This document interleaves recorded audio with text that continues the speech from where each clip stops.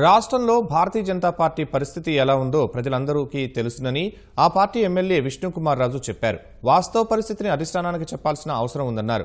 వచ్చే ఎన్నికల్లో తాను విశాఖ ఉత్తర నియోజకవర్గం నుంచే ఎమ్మెల్యేగా పోటీ చేస్తానని స్పష్టం చేశారు. ఖచ్చితంగా నార్త్ నియోజకవర్గంలో పోటీ చేస్తాను.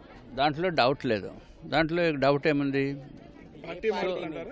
అరే పార్టీ మారుతారా లేదా అనేది ఇప్పుడు చెప్పేస్తే దానికి మసాలా ఉండదు. రేపటి నుంచి మీకు కూడా కొంత స్పెక్యులేషన్ ఉండాలి, పేపర్లో కొంత టాపిక్గా ఉండాలి, నాకు ఫ్రీ పబ్లిసిటీ రావాలి.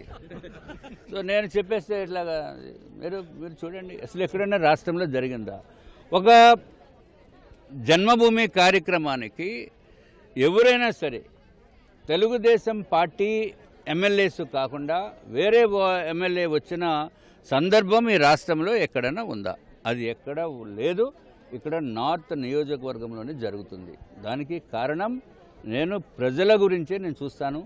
పార్టీలతోటి నాకు సంబంధం లేదు. నేను ఉమ్మడి అభ్యర్థి, నన్ను గెలిపించుకున్నారు, గెలుస్తాము, దాంట్లో డౌట్ లేదు.